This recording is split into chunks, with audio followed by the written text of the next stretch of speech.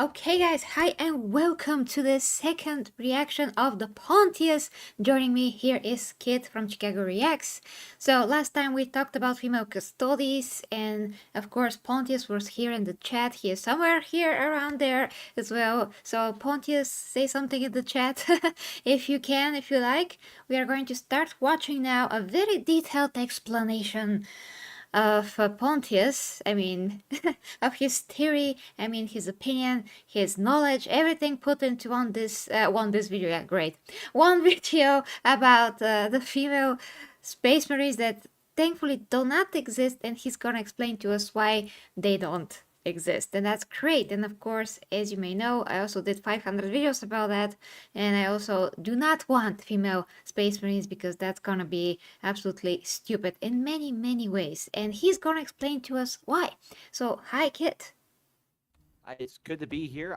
Really excited for the conversation, and more importantly, getting some more knowledge about why there cannot be female space marines. I think it's about time we finally address this because so many people want to say, "Well, how come there are no female space marines?" Well, aren't you happy with, the Sisters of Battle, the Sisters of Silence, all the women characters that are in the Imperial Guard? I mean, there's a treasure trove of people that you can use and reference to instead of having just a woman space marine. I mean, it doesn't fit well, and it goes against not centuries, decades of lore. How does that sound? Yeah, and thank you, Mr. Mewtwo, but I cannot use any subtitles because this is downloaded. If we use YouTube, you're gonna get all the commercials, so we cannot afford to do that. So we're just gonna play it as it is, and he's pretty clear, so I doubt that anyone would not be able to understand him. Okay, so play.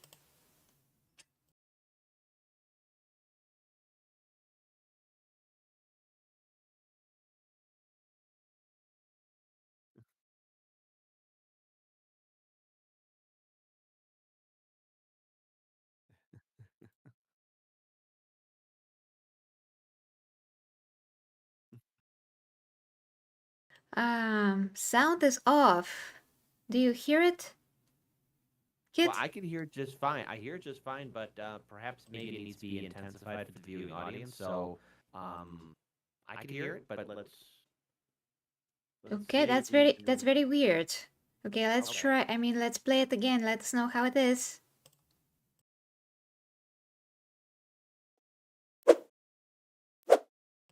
Also, do you know where Danny is? He said he needed some time alone to prepare mentally for this video.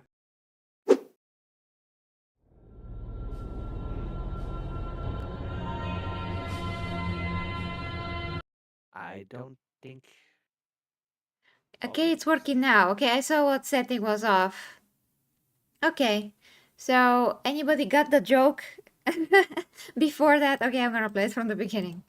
Okay, let me know how it is. Guys, does either of you have a can opener? Then it doesn't let me keep one in the basement. No, why don't you ask Danny? Wait, you eat peo starch? Yeah? Do you know what peo starch is made of? Yes, it's written on the label. Only 100% free-range peos.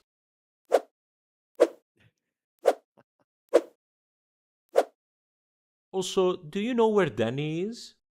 He said he needed some time alone to prepare mentally for this video.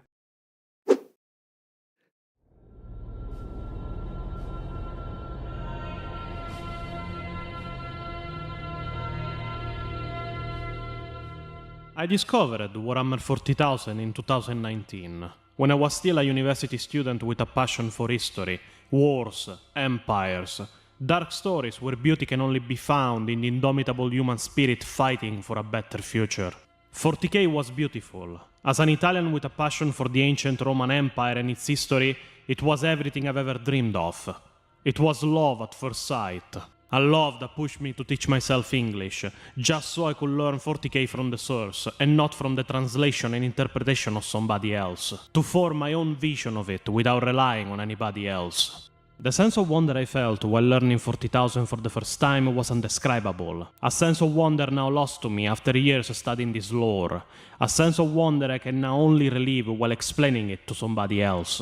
Hoping they find it as interesting as I did.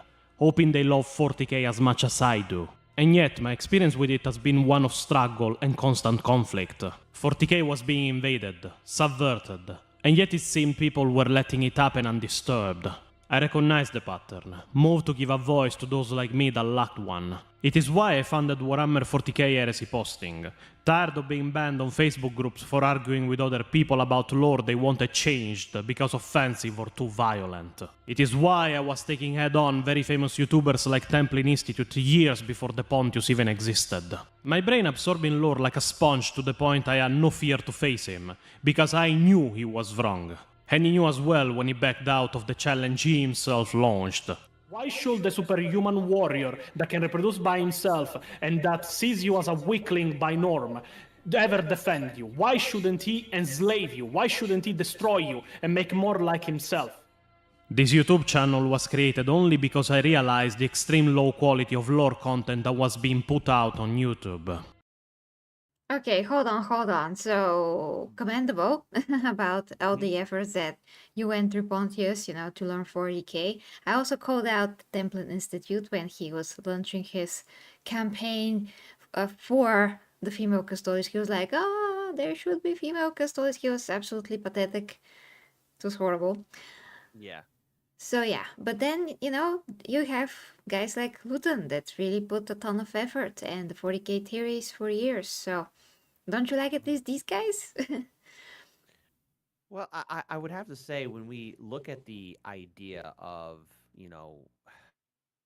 embracing new lore, because I remember watching Luton's, 40k response to the female custodians, and I understood where he was coming from, but even then, it's just, if it wasn't mentioned in the decades before, then why bring it up now? Like, why is this such a key issue? Is it gonna?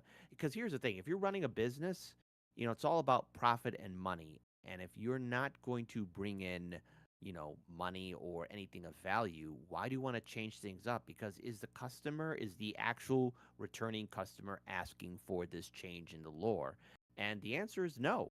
No, nobody asked for this. Nobody wanted this. It's like you go to a steakhouse and instead they give you tofu when all what you want is a ribeye steak or a porterhouse or a New York strip or something. You don't want tofu or any kind of vegan food. You came to a steakhouse for a steak. You go to Warhammer Yeah. 40k for the consistency in its lore. Yeah, just to let you know that your mic is low, and Pontius pointed that out. It is. Yeah. It's as high as it can be right now. Can you hear me? Test, test, test. Yeah, that's better. That's better. But I see your, your amplitude is not in the yellow even. It's just in the green. So that means that you're a bit low. Yeah. Oh, okay. I'll speak up a little bit higher, but on my end, it's actually in the yellow. Okay. Sorry about that. Yeah, that's better. I can't do anything else. It's at maximum from my side. Okay, so let's check the chat real quick. So Razy High 2, he says, if you suddenly snap your fingers and were able to make Space Marines of women, you'd effectively double the Imperium forces, immediately breaking the balance a constant war setting must have. Yeah, but how logically are going to achieve that exactly? The problem is what is already establishes lore, principles, how everything works. So you have to break a lot of that is built up for years actually, just to have a female faction there. How are you going to get away from all the questions that are gonna be raised if all of a sudden there's female soldiers? And how about, of course, the population of humanity and all those things if thousands of women are going to be Marines? But he's gonna get into it, so if you haven't seen his video, we're gonna get into that. He's explaining a lot about all the logical stuff, so it's important. And Queen says it's important now, Kit, because it is 2025. Don Chano Corende, according to the yeah. Your double recruiting pool, just one reason of many why female Space Marines can never happen. Well, again, Agreed. Sorry. Thank you, Cecil. Well, again, Pontius gonna explain. So let's continue because it's a 1 hour video, guys. So we do have to comment along. That's the point. And if you want to see the full video, it's down below the way it's meant to be seen. I always say that, but our job is to see it and Pontius to see what we think of his video. So we're continuing, and I'm going to comment whenever it's suitable to comment. So continuing. Wars that to me required 3 months of research and work to recount extensively and correctly, being dismissed as minor events and explained with wrong lore. Just as a minor example of how unreliable both wikis and self-proclaimed lore channels on this platform are. My frustration in seeing the people that claim to love 40k and to be very passionate about it, to the point of making videos on its universe, just bowing their heads to a mob of people that never cared of 40k, that wanted only to inject their own ideology in it, taint it with the real world, pollute it, was immeasurable. While I can respect opinions opposite to mine or even neutral on the general situation, I find people who don't stand for their passions or what they love to be weak. And if there is an Iron Warriors idea I share, is that weakness is a choice. these self-named lore masters didn't take a stance. So, like in the past, it came to me again. And here we are, picking an open conflict against an idea that has already started corrupting the universe I love the most. With even Games Workshop gaslighting people that their changes are not motivated just by real-world feelings, but at the same time, in reality, have nothing to do with 40k itself. But they all underestimated how dedicated the loyal fans of this universe are, and never considered that they decided to pick a fight with the fans of a universe where everything revolves around war. So, every day I wonder, what the hell did they think would happen?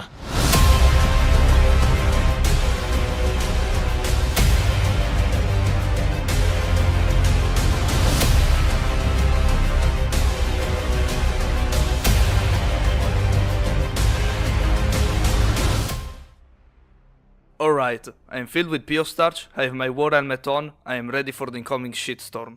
You mean for the topic of the video or for the comments? A bit of both. Alright, before we start, I just wanted to say thank you to all people on our Discord and the members of our Patreon that helped us with the research involved in this video. You find all links to join us in the description. Now, as you're watching this video, you have to keep a couple of things in mind for it. First of all, my position is renowned as being an extreme gatekeeper when it comes to the lore of 40k. I do not like nonsensical and unjustified retcons. I do not like real-world influences to bleed into 40k. And this video will prove that to the fullest of its extent. So, if you are here just to be offended by my opinions, be offended. Nobody cares. Welcome to the internet. In this video, we will demolish completely every single argument that can be made as to why and how female space marines should be included into the lore of 40k. And we will prove not only that they can't exist on a lore level, but that they will tear 40k apart if they did indeed exist. Brace yourselves, and let's get to the slaughter. And we will start, in fact, from the origin of the myth that female space marines ever existed in the 40k universe. And I will show you in full how little the people that this video is about know or have researched about 40k in general.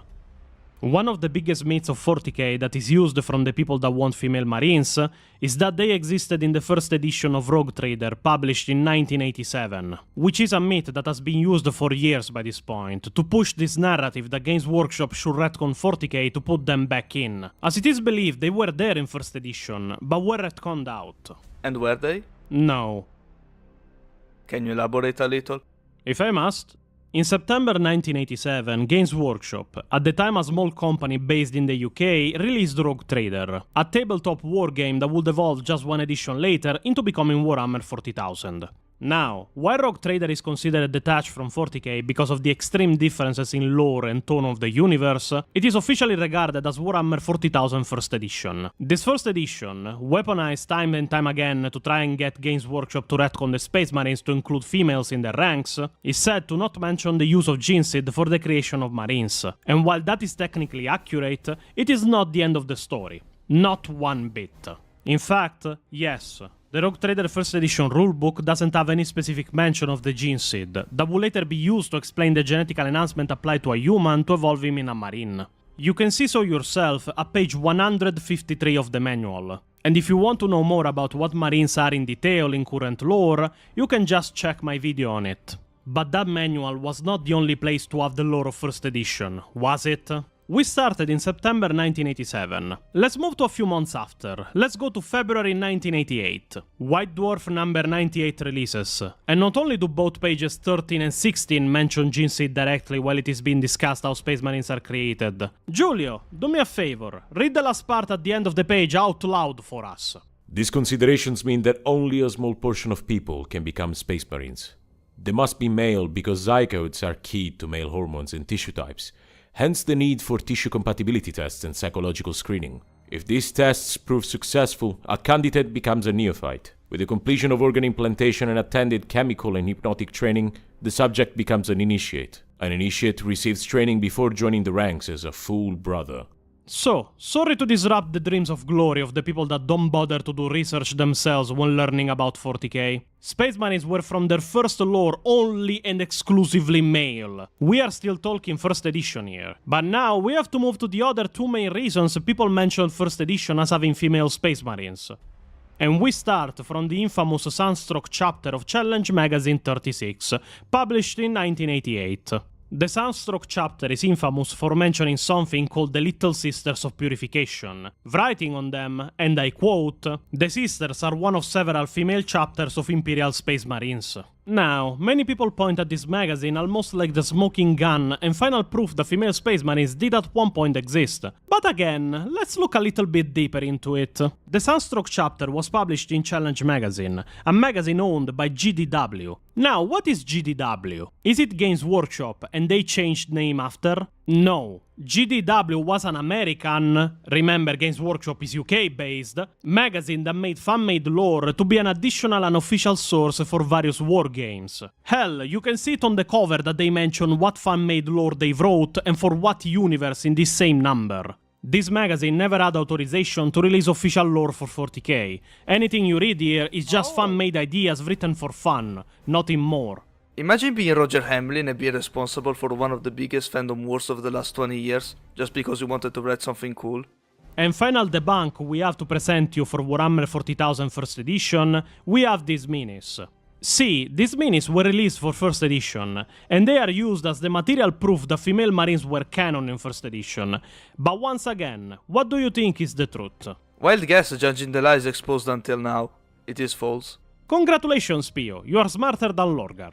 I will tell you to stop insulting the Wordbearers fans that watch this channel, but there is no bigger insult in existence than the Primarch they chose for themselves. See, not only were these minis labeled sisters, and we actually had people sending photos of their real minis, and they all had the same stylized denomination as sisters written on it, but we decided to dig even deeper into them. These models aren't once referred as Marines anywhere in any source we found on them, just as female warriors. But in the first edition codex at page 268 and 269, we found lore directly correlated with them. And there, lo and behold, hello Adepta Sororitas lore. Morven Valbes girl. And do you want to know how I know that these two models are Adepta Sororitas and not Marines? Well, it is simple, and many keen-eyed people will have already noticed it. The emblem in the art, the Baphomet-style skull. It is the same that is painted on the painted minis that illustrate the release of that particular White Dwarf. And when was this White Dwarf released exactly? Because I asked myself that question for a long time, as it might have been important to understand the timeline of the release. And the timeline is this. Original Rogue Trader release, September 1987. White Dwarf number 98, the one that mentions Gene Seed and that Marines can only be male, February 1988. The one where the Sisters of Battle that people say are Marine released in, White Dwarf number 99, March 1988. A month after the confirmation that Marines can only be male. Now, I am no marketing genius, and in general I despise the direction Games Workshop has taken in the last half decade or so. But even I believe they aren't, or at least weren't, stupid enough to establish lore just to contradict it a month after in the next release of White Dwarf. I know they were dumb enough to employ CSGO as a writer, but I think even they have limits. So you are saying that people spread lies all this time? On the internet? That is unheard of. But because I know what kind of people I'm dealing with, Okay, maybe Kit, you wanna say something? Yeah, actually I do. So, first of all, I think it's really easy for a lot of people to look back at past lore and think, okay, this is what happened, and they give their interpretation and then try and twist and turn it to say, well, yes, there's always been female Space Marines. If that's first edition and everything that we're witnessing before us, it lays down the solid fact that all candidates to become a Space Marine, you have to be male, you have to have the right kind of genetic sequence, and only then can you join a Space Marine chapter. Now, again, this is first edition, and there's a lot of things that were in first edition that are no longer canon, or either that being revisited.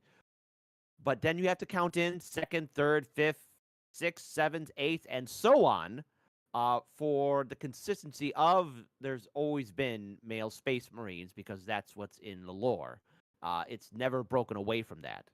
I think a lot of people need to remember that if that's the case, why haven't they made minis? Why have they done, or either that have books or stories about women Space Marines? And this isn't just to dismiss them or say that they shouldn't be there. I mean, there are strong women characters. I just think there's a lot of uncreative people who look at intellectual properties and think that they could do it better than the original creator. It's like, do you remember when there was that picture of Jesus Christ and this woman tried to repaint it and it made it look like an alien? No? Do you remember that? No. Yeah. Okay. Well, it's like, okay, this was a couple of years ago, and unfortunately, this wonderful, beautiful piece of artwork from the medieval era was getting restored, and the person they gave it to had no credentials, and she made this ancient piece of artwork from medieval times look like a space alien. That's horrible. Yeah. Yeah, it's sort of like remaking Picasso. You can't do it. There's only one Picasso. There's only one Vincent van Gogh. There's only one artist. Like, you can't just recreate something. You just can't remake something because you think you could do it better. Like, no. So, yeah. But Okay, yeah, so, and to sum up, basically, the first Space Marines that are women were not Space Marines. They were prototypes of Sisters of Battle. And also, when I used to cover this, there was a post that was written by one of the people that worked at GW at that time, and he said female models just were not selling, so we never run with those anyway. So by this point, yeah, by this Solomon point, Kane. I'm looking at Solomon Kane's chat right there. Oh. Solomon, listen, yeah, buddy. okay, That's funny. it's 2035, 69th edition has come out, and GW decides to bring back the two lost primarchs. One is trans, and the other is black chick in a wheelchair. Well, I just really hope that that's not true. I mean, that we're gonna be cured from this nonsense by that point. I just hope, okay, I can't hope. I just hope that everything's gonna change. And Quinn, who is also in the chat and also an OG fan, he was there when Warhammer was born, literally. So he says everything first edition, aka Rogue Trader, was a test bed for Warhammer 40k. It was not until second that the lore in Warhammer, 40k was solidified. That and the creation of Epic Scale, sorry. Bloody caps, yes. So, yeah, that too. But let's continue, because Pontius is going to further explain to us why female Space Marines are not supposed to exist. So, from financial standpoint, they were not supposed to exist, and from a lore standpoint, there's just no basis for them. And there really has to be basis. Something has to be written in order for anything to be created from that. Otherwise, it doesn't make sense. It falls flat on its face, and it loses all meaning and substance. But yeah, continuing.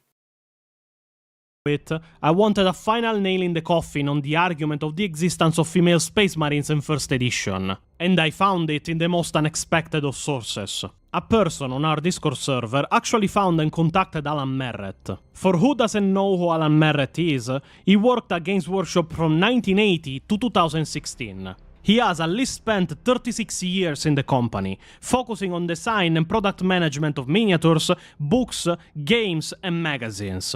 And he was a member of the senior management team, in fact working as the head of intellectual property of Games Workshop before retiring. Alan was asked two simple questions.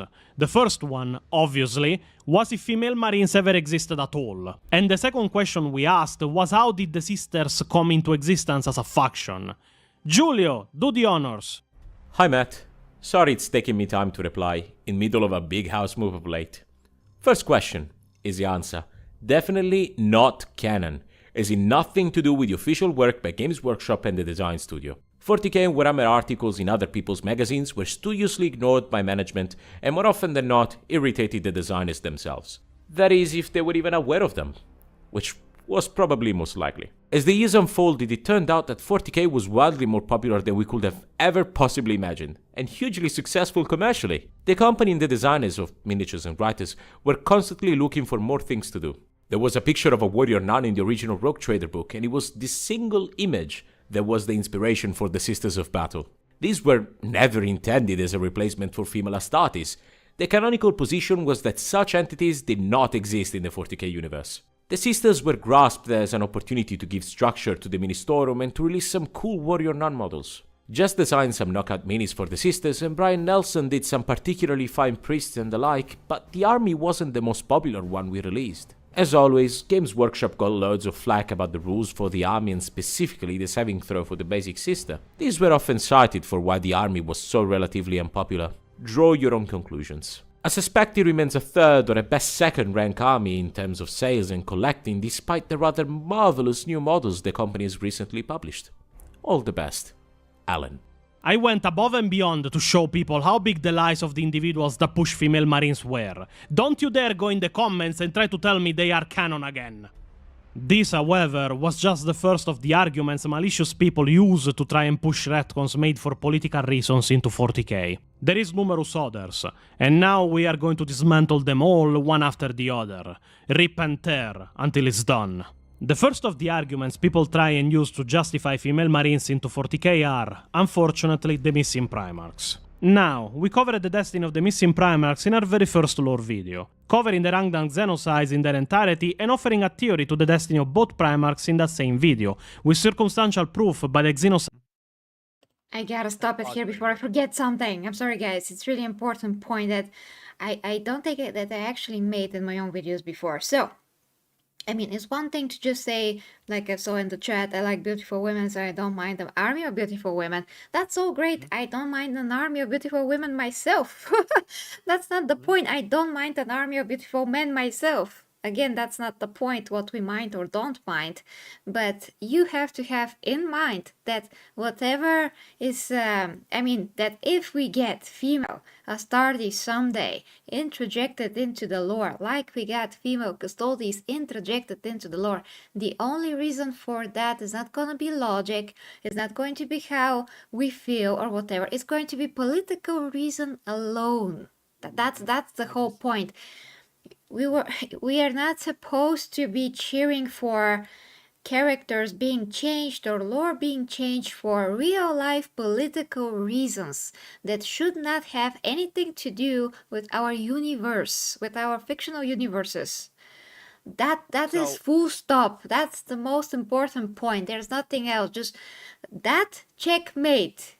You should not want political stuff interjected in any fictional universe, anything that's fictional, because whatever it is in the political world does not belong there in the first place, and it never did. So if it didn't belong there in the first place, and if then it comes the time where, the world changes, blah, blah, blah, and they decide to basically do this desecration of the universe through injecting that in, it's like putting a nail in the eye or something. Like the eye was perfectly fine, it was whole, it was functional, and then you put a nail in it. For absolutely no other reason that you want that nail to be there, so you can signal to people in real life different ideas and to manipulate them to think in different ways. But then what you get, it is absolute crap. It's crap. So it's again like you have a perfectly fine piece of cake and somebody just craps on it. That's what happens. The sanctity is ruined. There's also something else here we have to take into account that, just flew over my head. And if I don't say this now, we have to address it because, okay, you have some creators saying that they don't mind a female custodian, a female space marine. They're kind of laying down the groundwork so that they can get the wink or the thumbs up from the company so they can booster up their views. Because in this business, it's all about, oh, I was the one who said it first. Oh, I was the one who was promoting this. Give me views, give me clicks, give me endorsements. That's how it works. And there's always that insidious action. And we saw this play out with Disney Star Wars, Disney Marvel, Star Trek. You had a lot of virtue signaling channels that were at one point, maybe from 2016 up to 2022, getting a lot of views. And in this business, you can get bots bought for you. A company can do that through a third company or something of that nature so that they can promote it, which is why some people are getting a lot of views and it might look organic when it's not. None of it is organic. And that's how they try and push a narrative by look at how many views this video got. Look at how many likes this person got. Look at how many exclusive deals they got. And it's all about controlling of a narrative. That's the insidious factor we have to put in there. And I almost forgot that because you look at the people who are promoting it and look at the people that are really gaining the most from it and what that means. And so when you're here telling the truth, like you and I, about, hey, look, here's what's in the lore, it doesn't matter how you feel about it. I mean, and also look at the customer base. Did you know that Amazon just ratted itself out where one of their shows outperformed Lord of the Rings, yet they're hyping it up like Lord of the Rings was this great job? No, it hasn't, because the Lord of the Rings fan base isn't watching it. So they're already the secret sauce is already out there. Channels that are promoting this probably have like a backroom deal, a backroom handshake with company, or use it at proxies of company so that they can get this going so that a narrative can be accepted by the masses. Exactly. I mean, if you are basically defending such decisions in any lore, you're not defending just, I mean, this is a fictional universe, so it doesn't matter. Literally had such a comment in my comment section on our previous reaction actually of Pontius. One guy was like, "Oh, I don't care. It's fiction, so why does it matter?" Well, my guy, you're allowing yourself to be manipulated by the bigger companies, the bigger political powers, movements, whatever, whoever is doing this, you're just being a sheep for them. That's exactly what is happening. They're using the fictional universes to rearrange how you think for the future. That is all that it is. So when you say I want female Astartes, you mean I want to put my butt into somebody's. Okay, you know what I mean. You want to just bend over. That's what you want. So it's not about men or women or any of that. They don't care. They freaking don't care about you, about any of us. They just want the money and they're gonna extract it in whichever way they can. So it's not even about the battle of the sexes. That's a distraction. That's the keys jingling in front of your eyes. They just want us to fight over something, so we don't actually see that we are being led by our noses to other directions. That they want us to be in those. I mean, to go in these directions, to think certain ways. That is all that this is. It's just licking the butts of all kinds of companies without realizing it even. So nobody should defend anything like this if it breaks the integrity of the universe, because that breaking of the integrity has actually a lot more sinister lineage behind it. And it's not only about this particular universe or that particular universe, it's about a whole set of ideology bullcrap that is brainwashing all the generations, even older generations, by the way. A lot of people are just like, oh, I'm like a 50, but I should be more progressive, so people Yeah, like me. let me say this here, okay? Because I believe in free speech, okay? And that means people who I will disagree with, well, and that's across the political spectrum. Because here in America, we got a lot of opinions, a lot of perspectives, and I'm all for it, okay? I'm against censorship, I'm against cancel culture, and I try to be as open-minded to everything. But when it comes down to fiction and fantasy, and I don't care where you align or what generation it is, it's a form of escapism. And in this dreary world that we're in and all the BS that's around it, sometimes people just want to escape and they don't want to think about the real world, okay? Maybe for 2 hours they're playing a game or reading a novel and they don't want to see something that they are bombarded with. And this goes for everybody because I like to think that all of us generally want to live our lives in peace. I'm being generous here with this statement, all right? So everyone calm down. But I'm just saying, leave the real world out of fantasy and let fantasy and fiction, science fiction, just be what it is. Leave it alone, leave it alone, leave it alone so that everybody can enjoy it, okay? And there are rules in said fantasy and fiction, and we should care about because that's how it gets passed on generationally, all right? There was a point Star Wars passed on from generation to generation until look at what Disney did to it. Games Workshop. You have an opportunity to stop while you are ahead and really look at the graveyards of Marvel, Disney, Doctor Who, Star Trek, and it hurts me to say this because look, especially Doctor Who and Star Trek, very progressive.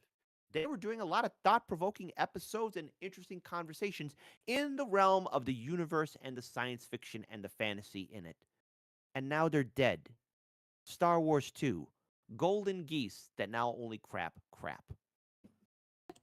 Yeah. So, firstly, we're gonna continue with the video just a second, guys. So, yeah, firstly, we have, of course, the point for which Pontius is going to make the ideological fallacies that are occurring or may occur if you want female space marines, and then is the bigger picture, which once again is the political aspect and the reason why this is happening in the first place. So when you take the reason why, that's enough to just stop everything and say, oh yeah, female custodians cannot exist because I'm pushing politics if I do this in a fictional universe, and that is not correct by default. So how can you argue with that when you break what something is, which is escapism? Well, you broke it, so you are in the wrong here. Okay, continuing, so he can give us amazing logical things. And I'm gonna just go back just a little bit so we can just remember where we were. Okay. To dismantle them all one after the other, rip and tear until it's done. The first of the arguments people try and use to justify female marines into 40k are, unfortunately, the missing primarchs. Now, we covered the destiny of the missing primarchs in our very first lore video, covering the Rangdan genocides in their entirety and offering a theory to the destiny of both primarchs in that same video, with circumstantial proof by the genocides themselves.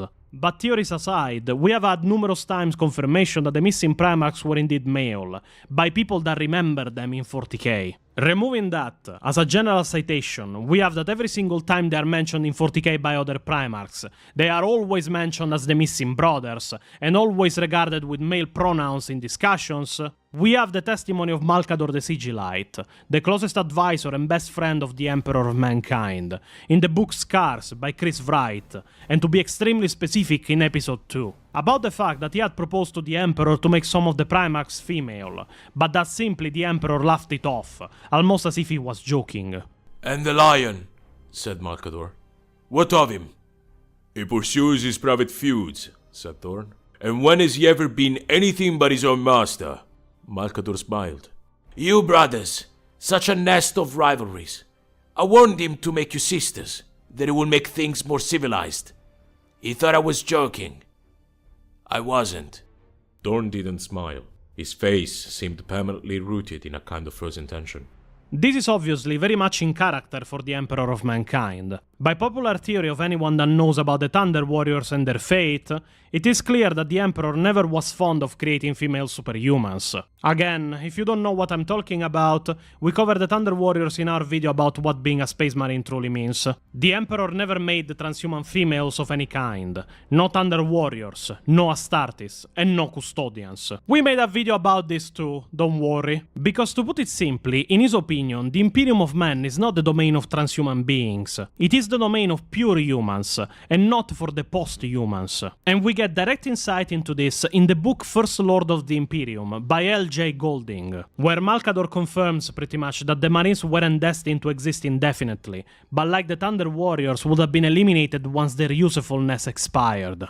Would it comfort you if I were to say the primarchs, all of them, are but a means to an end. I do not understand. Forgive me. The Imperium is not for the post-humans, but for mankind. You know this. You helped me to manage them, to direct their efforts. The legions and their sires are conquerors' tools, and nothing more. You mean the Thunder Warriors? Like them, burning brightly but briefly. But the Emperor and I could not conduct the Great Crusade with gen-enhanced mortals. We needed something greater, something stronger to reclaim the stars. And in order to control it, we needed a lifespan for the Legiones Astartes that had nothing to do with aging or timed infirmity. Believe me when I say it, Sybil Neaster, this was always intended to be the final act of the crusade. We wanted the primarchs to turn against one another, against their father. Be assured, we maneuvered each of them from the moment of their rediscovery, pitting them against one another, stoking their brotherly rivalries with his unequal favor. It was not difficult, no more so than positioning pieces on a Cheops board. Those who could not be managed well, they would never reach the end game. Oh, do not weep, my dear. You fear that the Emperor cannot control his sons, and yet I tell you that this war is the method of that control. The Primarchs have no more free will than we gave them. Can it be true?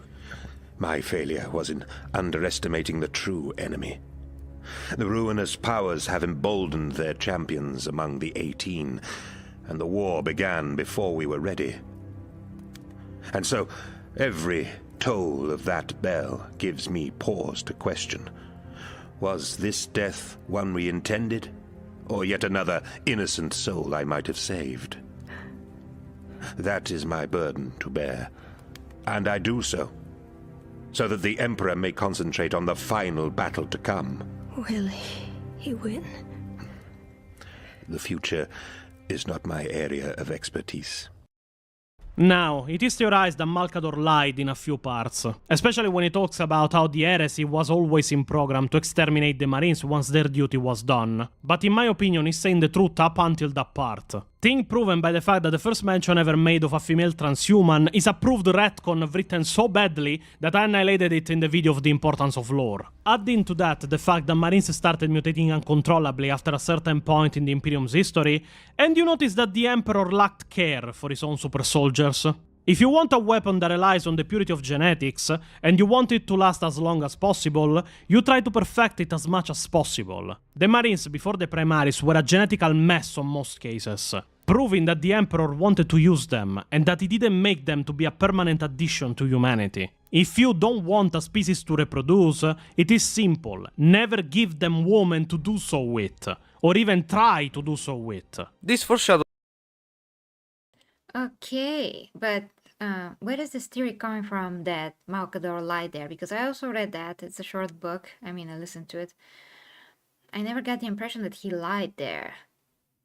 I think he was telling half truths. Okay, like the Emperor and probably Malkador had maybe a contingency of just in case the ruinous powers didn't do what, because they said they underestimated the ruinous powers, so they probably had a conversation, the Emperor and Malkador, of okay, what if we get to the end of this? How do we deal with these Space Marines and these Primarchs? Like, do we pit them against each other? Do they go on? Do they end up like the last two Primarchs who died under mysterious circumstances?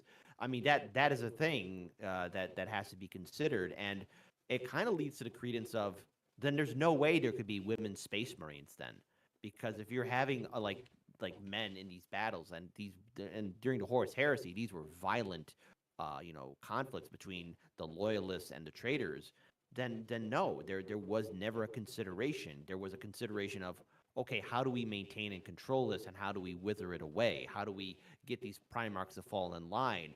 Who would listen to the Emperor and Malkador post-Crusade, if the Ruinous powers didn't come into, like, who would be more obedient to follow the idea of, okay, we're going to be done with the legions, we're going to dwindle them down, you're not going to have your numbers replenished. There was that idea of who would probably fall in line with that mindset, I think. I wouldn't say Malcador and the Emperor were going to do it, but I think they did take into consideration of which primarchs would accept this as, this is how it's going to be done, and you're going to listen to us.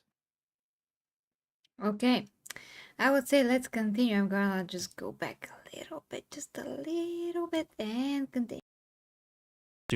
The Marines before the Primaris were a genetical mess on most cases, proving that the Emperor wanted to use them, and that he didn't make them to be a permanent addition to humanity. If you don't want a species to reproduce, it is simple. Never give them women to do so with, or even try to do so with. This foreshadows something we will talk about later in the video. Something that ends in kulaba. After that, we have two arguments that can be disbanded together. The argument that humanity in 40k has been at war so long that the physical and biological differences of males and females have pretty much disappeared, and by that logic making them Marines wouldn't result in Marines that are inferior to their male counterpart, and the argument some people have brought up citing that some female Marines can exist if intersex individuals are used to make them. First of all, that is not at all how evolutionary biology works, because trust me, as a person with degrees in chemistry and biological chemistry, evolution takes a very fucking long time. Even if we go by the largest of estimates and we take the beginning of the Age of Strife as the starting point of the Dark Ages of humanity, there is no way in hell that in just 15,000 years, Imperial women went from female biology and constitution to being pretty much identical to males. It is simply not how it works. Now, some arguments can be made about general changes that happened in specific cases of 40k. Look at the Ogryns, even if we never even saw in an artwork a female Ogryn until now. Or maybe even the Catachans, where their women are described as being as capable as the males because of the level of danger the planet they are born on poses. But easily as capable doesn't mean that they are identical to the men, just that they can fight and survive on the planet and on battlefields as well as them. The most recent and direct citation to what is required to make someone a Space Marine comes from the Horus Heresy 2.0 manual, and if you read in detail what it says, the process by which Space Marines are created relies inherently on the hormonal and biological makeup of the human male, meaning that only males can be subjected to the transformation. In practice, only a small percentage of potential candidates will for one reason or another be regarded as suitable because of genetic, environmental, or psychological factors. Meaning that not only you need women to have the same hormone levels of males to be capable of being transformed, thing that is not happening in the short time span, trust me on that, but that also you need women to have the same biological makeup of the males. You pretty much need women to be male to make them into Space Marines. You see why that doesn't work, right? And there is also the argument of intersex people being reason. Now, this is stupid on a whole new level. The Imperium considers mutants people with less genetical mutations than intersex people. But even if we entertain it, we learn from various books, and even from my favorite one in general, Dante by Guy Haley, that the children that take part in the trials to become Marines are first of all checked for genetical compatibility with the gene seed, which means that mutations have either to be completely absent or extremely trivial to make them even have a shot at becoming Marines. If you take someone that is intersex, their chromosomes are already so out of place to disqualify them from the get-go from the entire process. They will not even be allowed to take part in the trials. And counting on everything I said until now, do you even realize how dangerous and deadly Space Marine trials and training are? This book covers Dante's childhood. We see him take part in the trials, and we see him go through them all the way to becoming a Space Marine captain in the Blood Angels. In the book, at the time of the trials, more than 500 children showed up and were deemed genetically compatible with the gene seed of Sanguinius, and allowed to take part in the trials. Of those over 500 children, only 57 reached the final trial alive. And of those 57, it is estimated that less than 10 survive all the way to becoming full Space Marines. One of them was Dante himself. Space Marines want only the best of the best, and we see in real life how many physical and biological differences there are between men and women. even between children of the correct age to become Space Marines, which is late childhood or teenage. To put it simply, only the best of the male children are even destined to survive the trials, which, I'm sorry to say, disqualifies females entirely. You can see it in the real world, which at this point I am including because people pull it in my hobby to try and retcon it, that for example there is no woman in the special forces of the Navy SEALs. And to be specific, there is no woman in combat roles inside the Navy SEALs. The physical requirements and testing being so strict and high level that no woman until now has managed to qualify for it. So, I'm sorry to say it, but no. Neither of these theories can work with the lore or world building of 40k itself.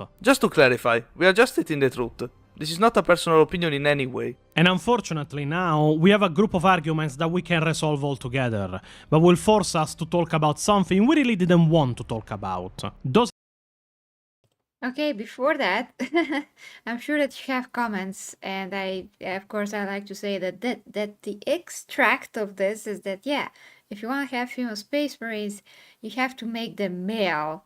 So basically, that totally defeats the purpose of them being female, because they cannot at all qualify if they're female. And that is 500% the case, 1000% the case, because even males that are compatible, they can't even survive anything. Like, no one survives almost. So what the heck do you want from women to go and get just killed? So how is that feminist if you want just women to get brutally killed, in trials that they are not suitable for anyway? And not to mention, I've kind of maintained this as like just my own fan theory, but the Thunder Warriors, were very unstable, and that they probably did a lot of crimes, and that's all I could really say. But I mean, I could see why the Emperor designed Space Marines to be this way, because Space Marines can't breed. They're all what they are copies of their primarchs. They're taken at a young age to become these super soldiers. And I would not want to see anybody, men or women, go through that horrific transformation, because then you lose the very aspect of being human. And it just should show all of you that the Space Marines are tools and weapons of the Emperor to build an empire for humanity. I don't see how there could be any real justification to change the lore and thinking, oh, well, there will be women Space Marines. Well, then what's stopping Space Marines of just replacing humanity as a whole? But again, it's just for gratification and brownie points, which I mentioned earlier, to which then a company can promote a YouTube channel or YouTube channels by saying, oh, just get over it. Don't worry about female custodies. Oh, get over it. Don't worry about female Space Marines. But the thing is, there's consistency, and consistency is key. And this goes for a lot of people, because I've been hearing from a lot of Warhammer fans, men and women, who just want to say, why are you changing this in here? It makes no sense. You're upending so many books, so many stories. It just doesn't add up. It's just trying to get the feel-good points and get that exclusive tote bag, so you can say, see, the company likes me better than everybody else. Yeah, I mean, we cannot get over the loss of intelligence and integrity. I'm sorry. This is a matter of principle. It's not just, like I've said, about particular lore or whatever. It's about what it represents, what it means, and what we actually lose when we accept such things. So yeah. arguments are the following. Number 1. The Space Marine conversion process already has a low success rate, so why not cast the net as wide as possible and attempt to convert girls as well? Number 2. Because with augmentations, women can be just as strong as males. Number 3. Female Marines will mean more soldiers on the battlefield. Let's start with the first, including girls into the process to make Marines so that we cast a wider net and have more successes that become Astartes. Obviously, we will ignore the fact that I already debunked this in the last segment and approach it from a different perspective. Now, again, if you have watched my video on what is a Space Marine, you know how much of a living hell Marines go through, and how many children don't make it while Marines are attempting to replenish their numbers. So, I just want to point out that this is pushing to have girls go through the same hell that boys already go through. But at the same time, it is probably one of the stupidest arguments ever made for 40k. First of all, humanity is an empire tempered in the fires of endless war. They are very familiar with attrition numbers and population growth. They know they can spare males, and are aware that in very rare cases they can spare females. Keep in mind that I'm approaching this purely by a logical perspective, no feelings involved. Using females, and females so young at that, as Marines usually recruit once every generation, would mean pretty much opening the doors to entire generations of young girls to attempt the trials, and dying in the process. This means that in the best case scenario, the planets these girls are taken from will slowly go into stagnation on a growth level, stopping from growing and providing both less recruits and less human soldiers. Or worse, they would actually go in the negative. Less women around means less babies born, and if the population starts dying out faster than you can replenish it, your planet is going to face a demographical collapse in a few centuries. This also explains why female Imperial Guard soldiers are so very rare in 40k. Because removing a few planets where military service is pushed on both men and women, the majority of the Imperium's warriors actually draft only males to form their own Imperial Guard regiments to send out. They know full well that only as a last resort, or in case of an extreme level of female overpopulation on your planet, is wise to form female regiments. Obviously, this doesn't bar women from joining the armies. I'm talking purely on a drafting basis, mass forced recruitment. The Space Marines themselves simply will not allow it. They want the populations of the planet they recruit on to grow, so that they can have more recruits if and when more are needed for their own chapter. But keep in mind that Marines are restricted to their own recruiting grounds. But at the same time, the Imperium of Men spans more than 1 million worlds. The Imperium could be well into the trillions if not quadrillions of human citizens. Marines are limited by two things, the Codex Astartes and their own gene seed. The Codex Astartes leaves Marines confined to a maximum number of battle brothers at any given time, unless there is special exceptions, or 1000 maximum. This means that the male children of a world are more than enough to maintain that number. Hell, in Rin's world, the Crimson Fist chapter that recruits from the world of Rin and the Loki sector is pretty much full strength at the beginning of the book, meaning that so little of a territory was actually enough to provide the Crimson Fist with almost the maximum number of Marines allowed. They simply have no reason to include females, because their limitation is not aspirants or recruits. Their true limitation is gene seed. Now, once again, we go into more detail about this in the video What is a Space Marine? For real, watch that video for the details. But gene seed is pretty much what dictates the amounts of Space Marines a chapter can truly have. Every Space Marine can produce in his own body 2 progenoid glands, which are the so-called gene seed, meaning that every Space Marine created can allow 2 more to exist just from these glands. But at the same time, millennia after millennia, the gene seed has degraded. Many chapters suffer so many mutations and rejections in their own aspirants that lead to a failed implantation that their number can't even approach the maximum the Codex Astartes allows. I mentioned it in that video, but before the Primaris, the Flesh Terror's gene seed was so degraded they could have a maximum of 300 to 400 Space Marines at any given time. And the problem wasn't certainly recruits, it was gene seed. The gene seed is a very precious and finite resource for all chapters that exist in 40k. It is what makes the existence of Marines possible in the first place, and it is the only way to create more. It is often destroyed in battle or lost to various circumstances or degradation, and also a part of it has to be paid to Mars for mutation screenings and to be put to the side to form more Marine chapters if needed. This means that only a part of the gene seed harvested from Marines stays with them. So, the only way to create Marines is gene seed, which is a very precious and finite resource, that with a failed implantation is most often than not lost and goes to waste. It is also a resource which is decaying on a genetical level. It is commonly lost during battles and wars, making it even more precious than it is in peacetimes. And the Imperial Space Marines should waste it on incompatible candidates. Exactly why? The Imperium is certainly not lacking in recruits. With what level of backwards thinking would they waste such a precious resource on something they know will not work? Hell, it doesn't even work commonly on male aspirants. The word is that only 1 on 100,000 aspirants ever becomes a full Space Marine. Why would they even try it? And this connects to the final argument. Augmenting females once they are Space Marines to make them as strong and effective as males. Again, why? You aren't lacking in recruits to put through the meat grinder, and with how many die in the process, you need more boys to be born on the world for the next generation to try again. Why waste gene seed on something that not only won't work in general, but even if it did, it made an inferior and higher maintenance Marine that you need to augment even further just to reach the basic level a male aspirant would have provided anyway? What logic there is in that? Because again, we are dealing with it on a logical level. I don't care if this logic offends you, it is still the truth. Even if they weren't bound to the traditions of the Emperor, the legions in their own chapters had Marines that were always and only male. Why would they even attempt something so stupid and wasteful in the first place? And this brings me to the final argument made in favor of female Space Marines on the side of the Imperium. This argument can exist only if you disregard everything I said, and female Marines could exist in the first place. The fact that there would be more Marines fighting on the battlefields of 40k. This is not a good thing how you believe it is, and it is because of the experiments of a single monster that created one of the most foul creatures ever seen in 40k. Please don't say it. And I'm talking of Warsmith Onsu and his creations, the demon kulabas. Fuck.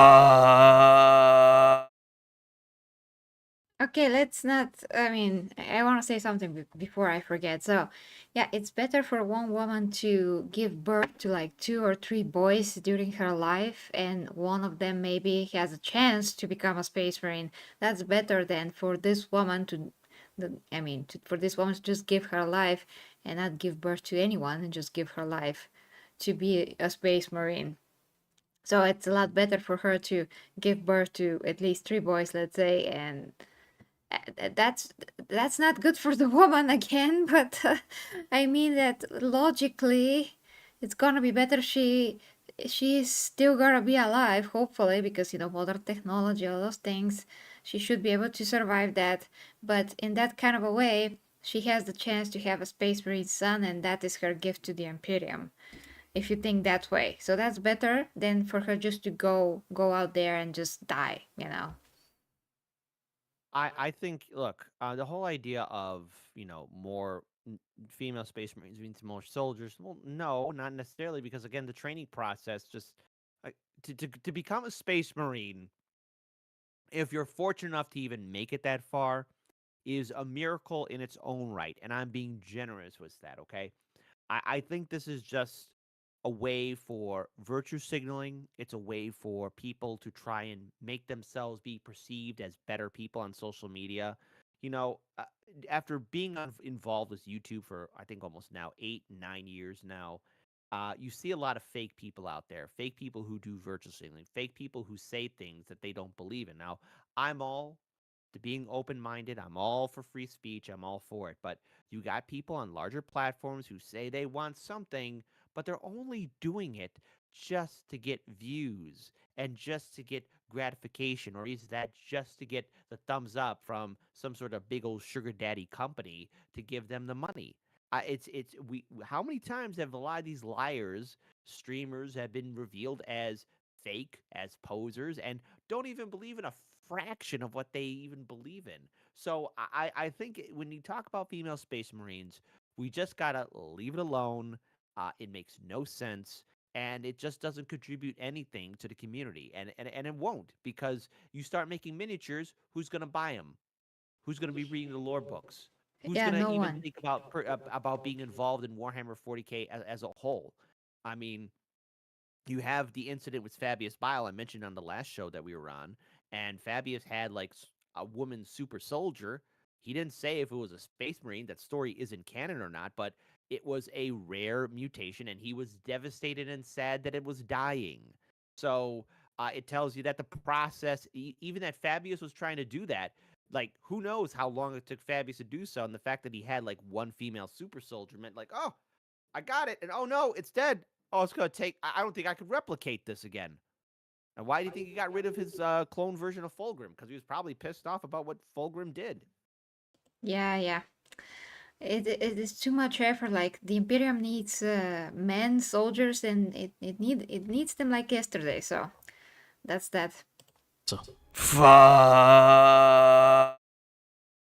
I know how much of an infamous legend, and at the same time meme, the demon kulaba is by this point. But if you explore it in detail, you will notice how vile of a chaos brutality it truly is. It also makes for a funny laugh if you use it to give nightmares to someone, or if, like me, you recommend it to your personal PO.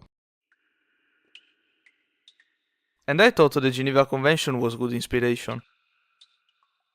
The demon kulaba is a creature talked about in the third novel of the Ultramarine series by Graham McNeill, in the book named Dead Sky, Black Sun. Now, I do realize this is a delicate topic, but let's rip the band-aid off fast and painlessly. This is one of the most brutal fates you can ever get as a living being in 40k. I will give a trigger warning here for this part, but if you are a 40k fan, you need to be prepared to not be squeamish in the face of extreme suffering. So, keep watching, and welcome to 40k. The Demonculabas, that I cannot show on screen because they are simply too brutal to be shown, do your research if you want, were an effort by the Iron Warriors, and to be specific Warsmith Onsu, to have an alternative process of Space Marine creation that could use even corrupted gene seed and the remains of dead Space Marines. Started using the gene seed stolen to the Imperial Fist during the War of Hydra Cordatus. The process was composed by multiple steps, but the principal ones were that they needed human males in their teen years. If kidnapped or enslaved, it was not important, but especially adult men and women. The men would be force-fed until they became bloated amalgamations of humans at the limit of bursting with how big they became, before being flayed of their skins and what was left behind discarded. Instead, for the woman, well, things were considerably worse. The kidnapped women were rendered inoffensive, their arms and legs amputated, their vocal cords cut. They were attached to tubes for nutrients and drugs as they were made bloated as much as possible, and then their bellies expanded to their limit and connected to tubes containing genetic material of loyalist and corrupted marines. Their bodies crushed into a mush and added to pure gene seed to be fed into the Demonculabas' bellies. The process was simple. The belly of the Demonculaba was to be cut, the teen boy pushed into it, and the stomach would be stitched back together with him inside. And then it would be filled with the genetic material harvested from Space Marines to start mutating the human inside. This until the boy evolved into a marine inside of it, bursting out of the belly without skin and disfigured very often. If they pass the exam of the dark mechanicum around them, the skin harvested from the bloated males will be used to be wrapped around them and give them skin of their own, and they will be ready to join the ranks of the Iron Warriors. If they were deemed failures, they will be flushed out of the fortress to become unfleshed, abominations roaming Madrangard, the current homeworld of the Iron Warriors. And because I do not want to undermine how much of an horrific moment this was for the Ultramarines that witnessed it, I'll let Giulio do the honors as usual. As they reached the top of the ramp, Uriel saw that the cages were indeed filled with hideous victims that resembled those poor unfortunates who had died in the flash camp in the mountains. But as horrific as that had been, this was a horror beyond anything yet seen before.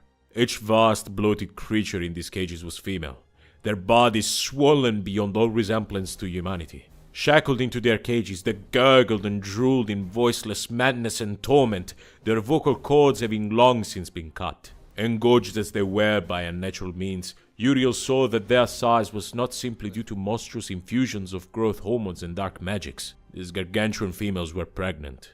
No normal pregnancies though, saw Uriel. Their swollen bellies rippled with numerous tumescent growths, giants, squirming things easily the size of a space marine. With repulsed horror, Uriel realized that he looked on the Demonculaba, vile, terrible, demonic wombs from which were ripped newly created Chaos Space Marines. Each cage was filled with these horribly pregnant monsters, and Uriel wept at their terrible fate. Here was the ultimate goal of his death oath, the destruction of which would see him restored in the grace of his chapter. He struggled harder in the grip of the savage mortician as he began cutting his armor from his body with a brutally efficient mix of blades and plasma cutters. This was no delicate surgery, and he screamed as his flesh was cut, pierced, and burned black by the procedure. Shards of his armor clanked to the floor, and he wept for the violation done to its spirit. First, his breastplate was split apart, his gold jay torn off, and his shoulder guards broken in two before being ripped asunder. The irritated beast slammed a heavy fist against Uriel's head, and blood streamed down his forehead. Bright flashes of pain bursting before his eyes. The robed creature carried him further around the tier of battery cages, blood dripping into his eyes as he was turned around to find himself looking through the mesh floor. Below him, he saw a great rumbling machine with a blood smear conveyor laden, with bullet-riddled bodies or corpses with limbs missing.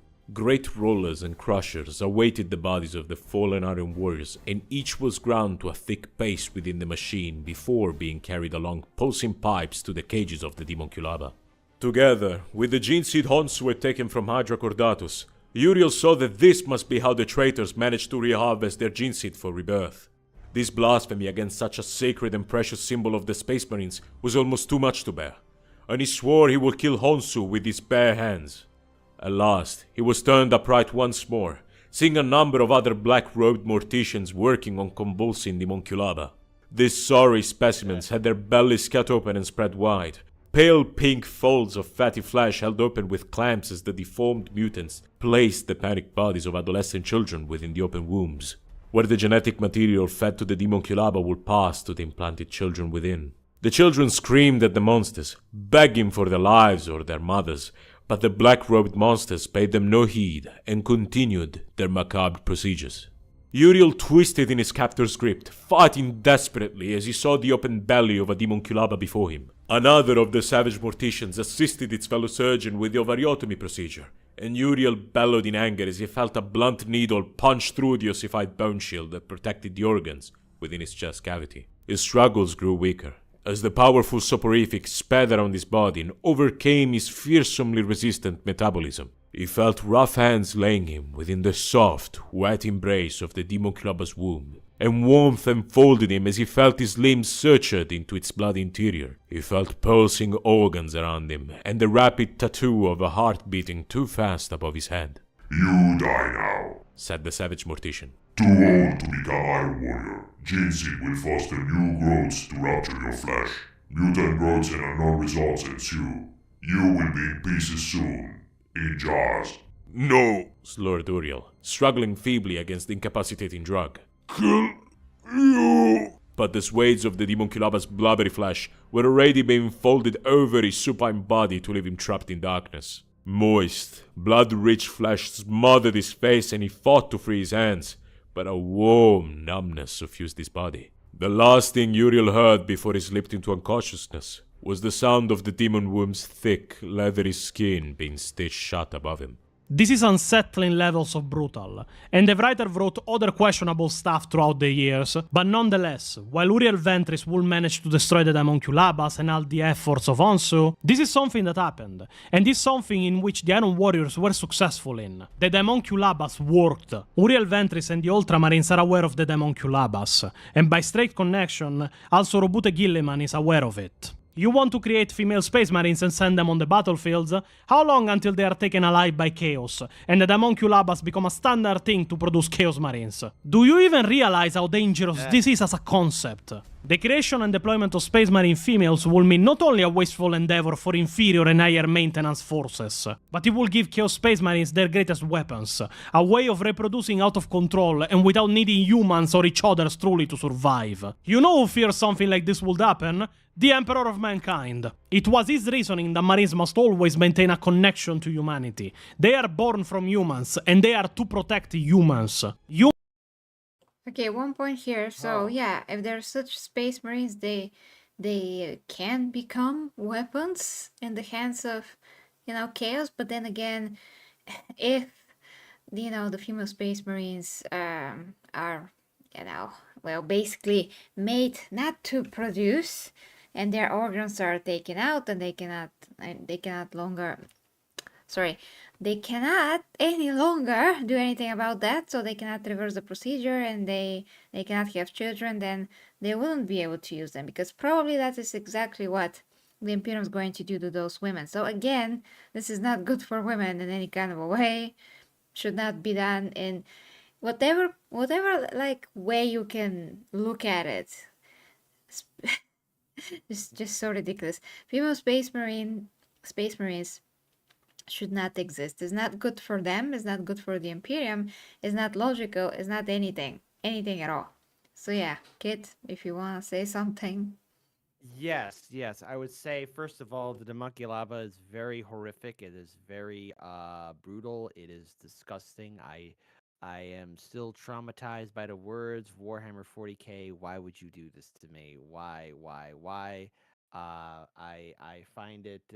It was a very, very, very, very, very, very, very, very, very, very. Please speak on the mic though, because you're very quiet. Sorry. I meant it's very, very, very, very painful to listen to, because I wasn't expecting the story again.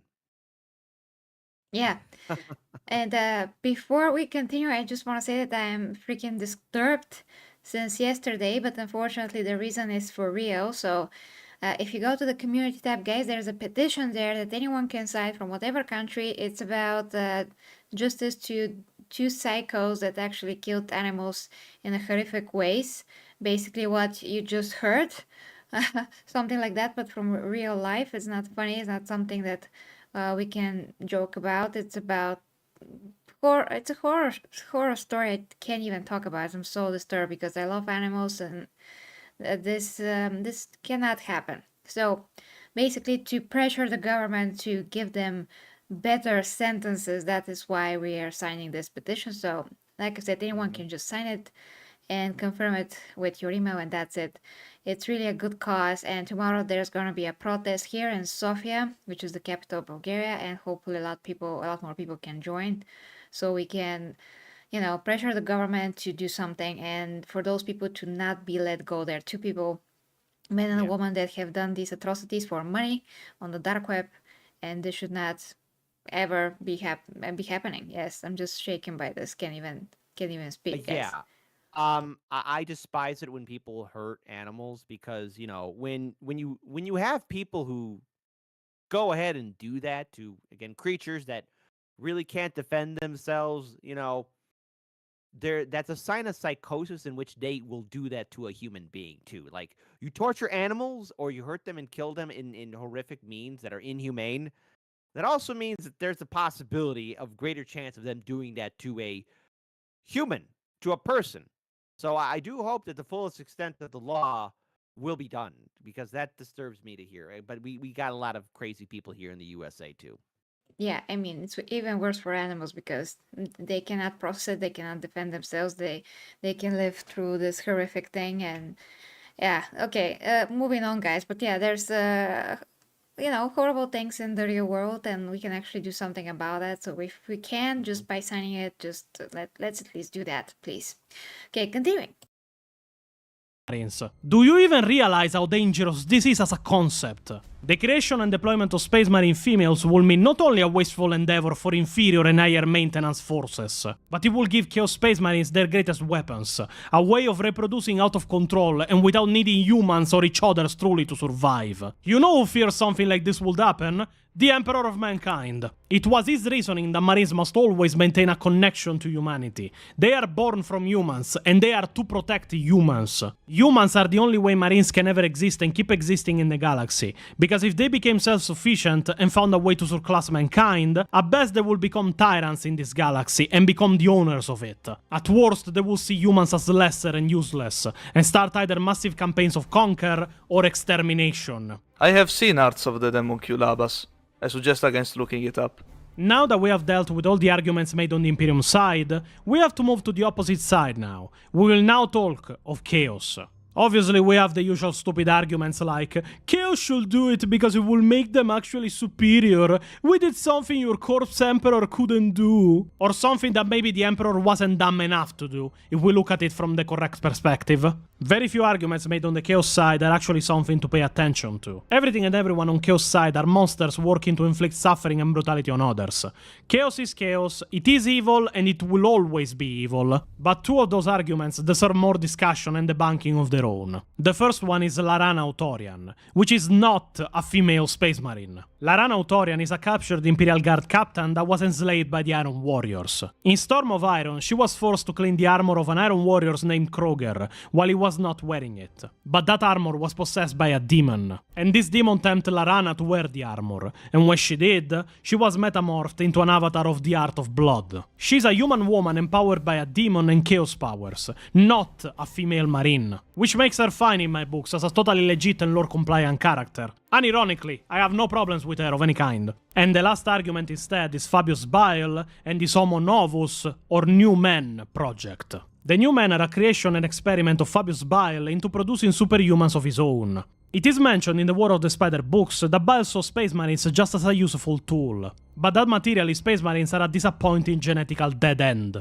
He wanted something more, something to actually replace and elevate humanity at large into something superior and loyal only to him. These new men are stronger, faster, and more intelligent than normal humans. engineered by Bile to be fearless warriors, and capable to defend themselves and fighting in this galaxy. There is also a variant called Glandowns, which are partially implanted with Space Marine gene seed, but they are designed to actually hunt Space Marines and retrieve their gene seed to bring it back to Bile for unknown reasons. But with Bile, those reasons are usually vile experiments. The new men, though, are still inferior to Space Marines. Both normal and Glandowns variants are made to replace humanity itself.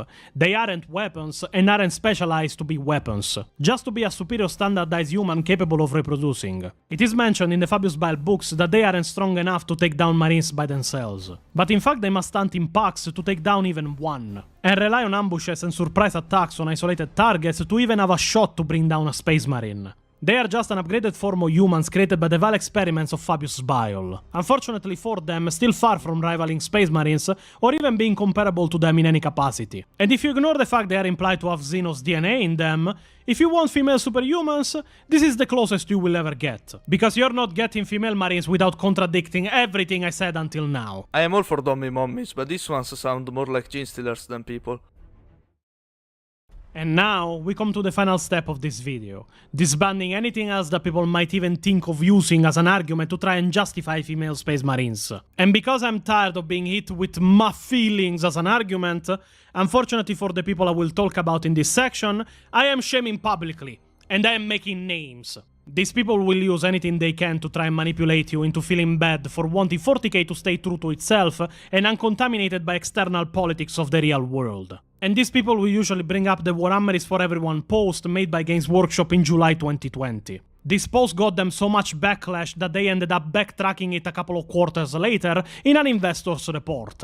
And it is a post made at the height of the 2020 riots for the death of George Floyd. This post makes me sick to my stomach, as it is nothing but corporate pandering by a soulless corporation. A post that inherently points at gatekeeping with its phrasing. If you feel the same way as us, the soulless corporation, wherever and whoever you are, we are glad you are part of the Warhammer community. If not, you will not be missed. This post was the first rift that started a war in the fandom, because the side of the woke took it as a confirmation that Games Workshop was on their side and ready to kick out whoever didn't obey their own ideals.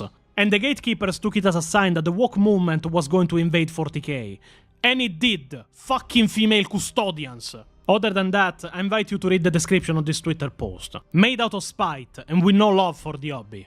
It is something this person is pushing only to make the opposite side more and more angry. It is something pushed out of spite for people they don't like. And it is not even the only argument that is pushed for that reason. There is people unironically advocating that hating in any way on the idea of female Marines is something sexist to do. Just because you don't want 30 plus years of lore gutted just because activists that have no love for 40k want to feel better with themselves, by making everything as generic and a grey slop as they can. And once again, appeal to emotion. You have to agree with us, or you are sexist. What about you shut up and let me enjoy my hobby without political crap shoved into it? Don't you dare saying that 40k is political or everything is political. It is not how it works. There is even people on their side, dumber than the average political activist, that actively believe that Astartes are a blank canvas faction, which can be changed to represent anything you want. And it is the faction that makes Oh, hold on. Okay. Yeah, I also got that beat cover. It was very funny. So, yeah, he said ridiculous things, which you can see on the screen. But one point again is that we should like all have a checklist about if something should be or should not be integrated in a particular lore. Like, for example, number one, is it about political reasons? If the answer is yes, then no. This disqualifies whatever it is that wants to get into said hobby. Second, is it appealing to emotion? Is it about emotional anything? If it's yes, then it's disqualified directly. So there you go. Those two things pretty much enough. Kit? Look, you have virtual signaling people on social media, and they do need to be called out because it's a way to do rage bait, and it's a way to divide the community. And it's only a short-term goal. Like, for those that want to push it, okay, you have a certain finite amount of years before all the fan base just walks away. Do I have to repeat Doctor Who, Star Wars, Star Trek, Marvel? I mean, look, they're already dead and buried. Their intellectual properties are not as popular as they once were. So if you want to break away, if you want to cause division in the fandom, fine, you'll get some money in your pocket. But then, hey, no more money anymore, and everything is about content. And if people aren't consuming the content, then the money dries up. People go somewhere else, and no one's gonna give a damn about you virtual signaling, okay? And that goes for everybody, no matter what side of the aisle you're on, politically or socially. You have to be consistent here. Enough of these fake people saying, "Oh, well, if you don't like it, then leave."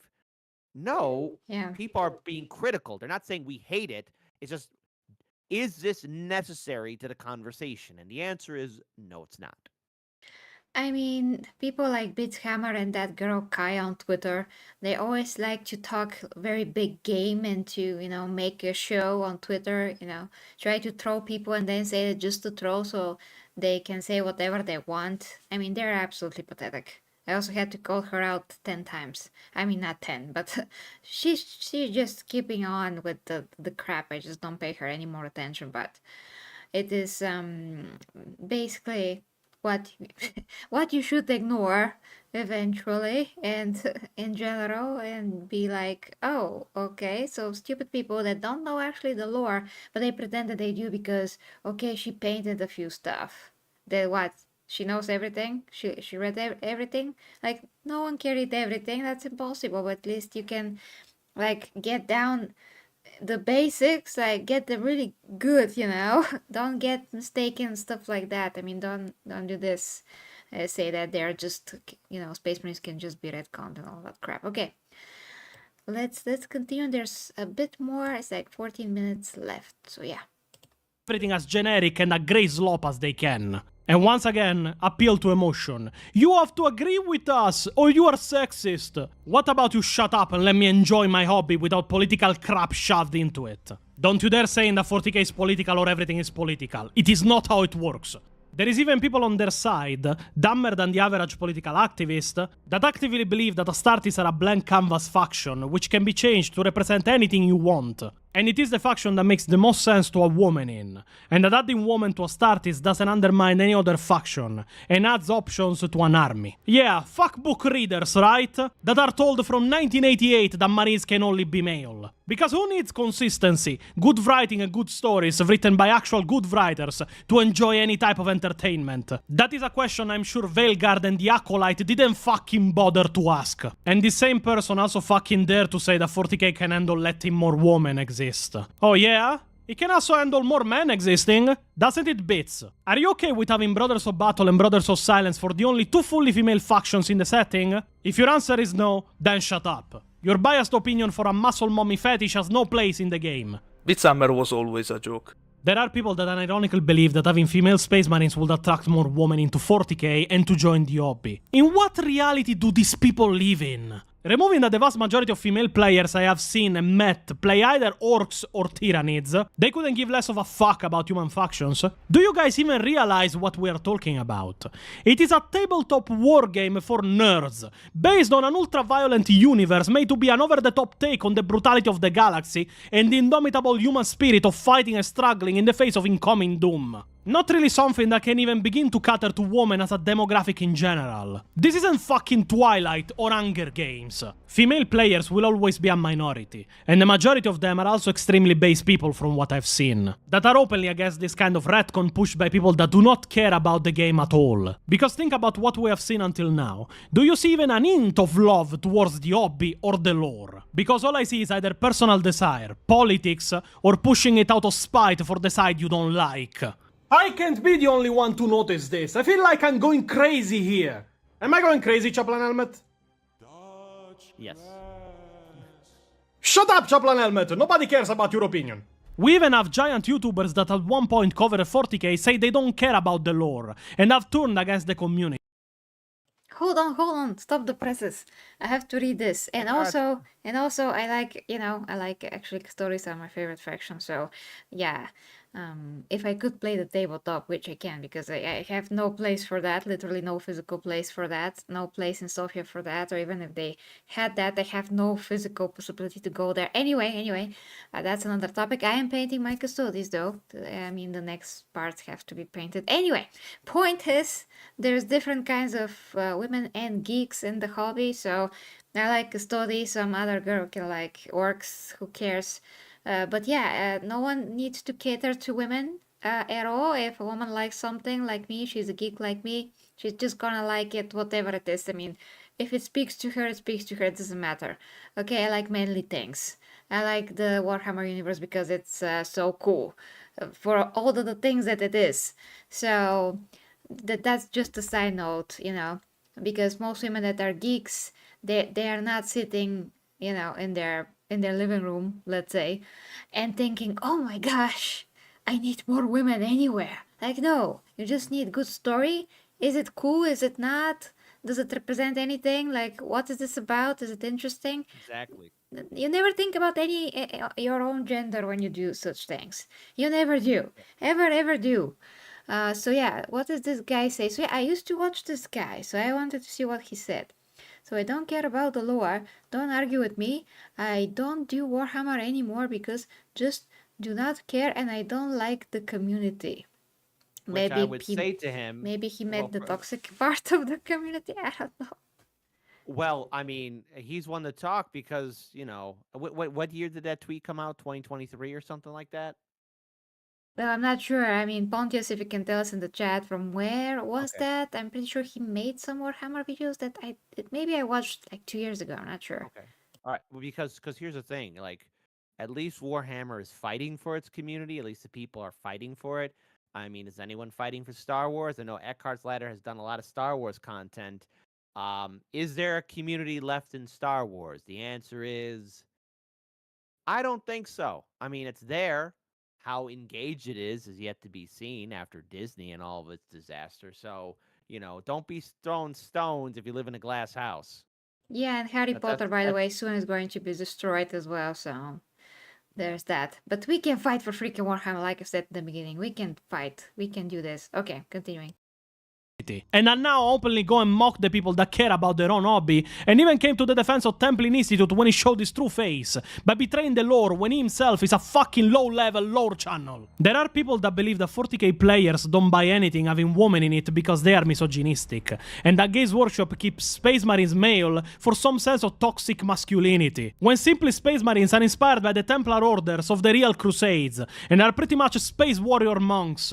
Also, there is no such thing as toxic masculinity. There is masculinity and being an asshole. Two different things. Fuck your lore! Its only use in a storytelling capacity is to fill out a wiki. Notice, once again, pushed out of spite, not for love of the hobby itself. Or the usual argument that 40k is a made-up universe and can be changed on a whim, because it is not reality but the fantasy of somebody else. This I won't even comment on. Go and watch my video on the importance of lore to dismantle this argument. Some of these people have the gall to say that it wasn't made for me, when I was the one to enter this hobby and look around in wonder, and ready to learn instead of changing it because it offended my fragile narcissistic feelings. Or that nobody will care about the retcon, in spite of the fact they are the first ones fixated on it, and that are pushing it with the cry of bigot to make it happen. Yes, there have been retcons in the past, but they were always retcons that went to the benefit of the story or to straighten parts that didn't make any sense. Like Chief Librarian Astropath Ilian Nastase of the Ultramarines. He was pretty much an Elf Elder used by the Ultramarines and was pretty much a Space Marine of their ranks.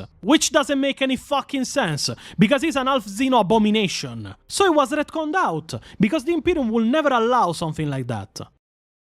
Yes, I actually pointed this out in my video about 40k retcons, and I was surprised when I was doing my research that there was a guy that was a mix between an Eldar and a human. Like, what is happening here? It's that's normal never that gonna this happen. is retconned. Yeah, it's ridiculous. Yeah, I not to mention, the whole idea of alien-human hybrids. It doesn't work. It's like a Mary Sue kind of thing, and I don't like it. And the Imperium freaking hates aliens. Xenos, no, Xeno die, So, the heck? All retcons until the primaries were made with a story and a world building in mind to respect. Yes, they were more or less greedy at times to push minis, but still they were made to make the universe better and expand it. You want to know why the female custodian's retcon was pretty much universally hated by true 40k fans? Because it is a retcon made for political reasons, to appease activists. Not to make something good or even decent into 40k. I dismantled the introduction story of Tauravala Cash as lore uncompliant in 5 minutes, when I'm sure it took them months to write it.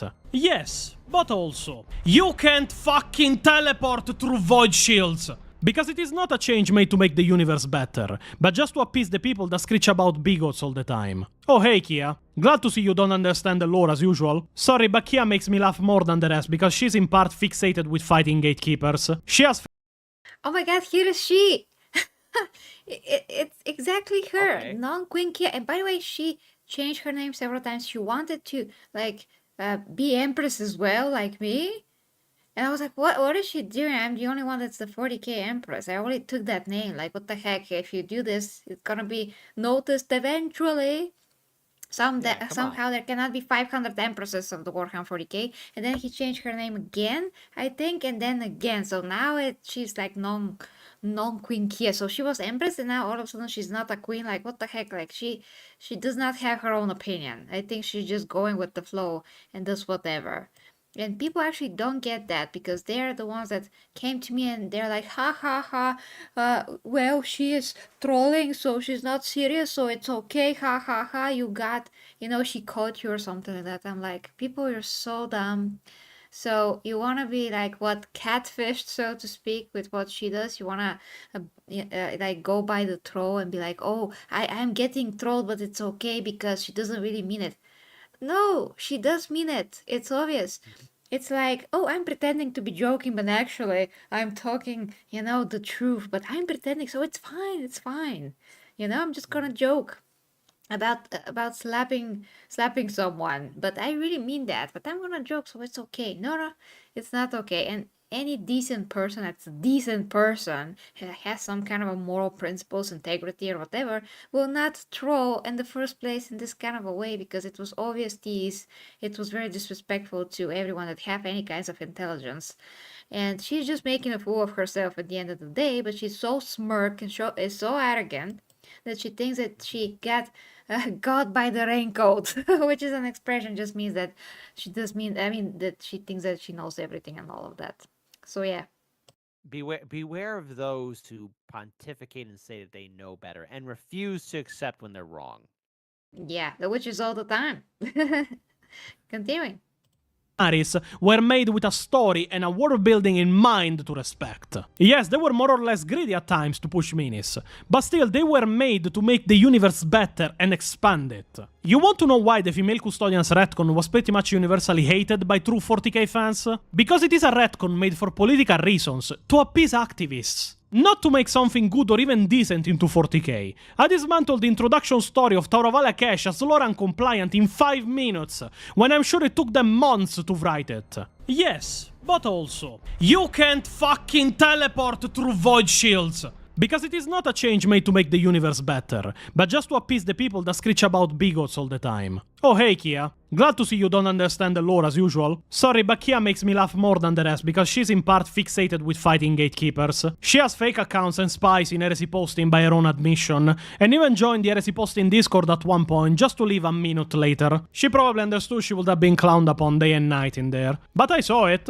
A coward as the rest of your ilk. The primaries are shitty lore, there is no going around it. They are. I discussed why and gave a better alternative to the canon lore in my video The Primaries Mistake. Belisarius Cole is a shitty plot device pushed by Games Workshop to renew the Space Marine range, and forcing people to have to buy their models again just to be usable in tournaments and games. Nothing more. It is an addition made out of greed. Belisarius Cole is nothing but a shitty plot device for a story with no direction. They made the minis and the retcon without thinking of the wider implications, and then spent 4 years fixing the lore book after book, and even now it is barely holding itself together as is. And the evergreen opinion that there is not enough women in 40k. Tecnicamente dovrei comportarmi incazzato per il copione, ma mi sto incazzando per davvero adesso.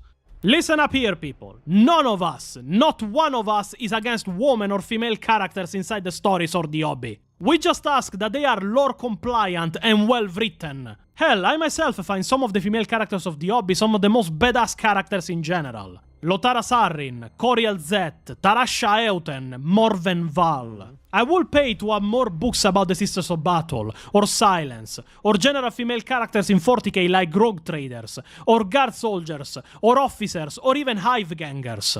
If the argument of the opposite side was we want more attention to be given to female factions and female characters in the hobby, I would have been on their side. No joke. It is my opinion too that they are underused parts of 40k that can be used to tell incredible stories. But retconning existing and beloved factions just to replace the lack of attention with a spotlight at the cost of the integrity of the universe is not a solution. If anything, it will make people take those characters not seriously. They will be the equivalent of 40k's DEI hires.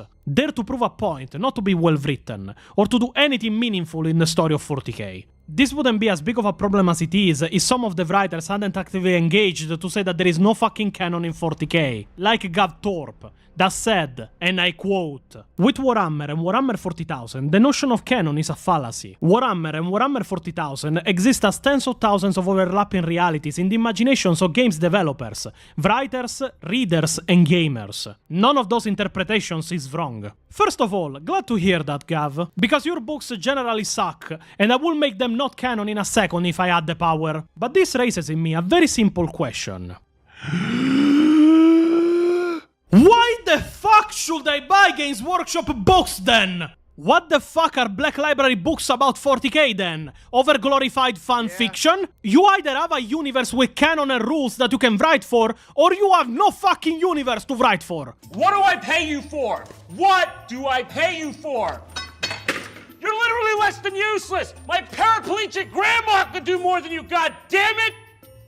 And with all of this, there is the final and most irritating question that I'm sure the comments are already filled with. Because my life has been filled with it from when I opened heresy posting to create a movement of gatekeeping. Why do you care so much? You really want to know? Alright. But remember that you asked for it.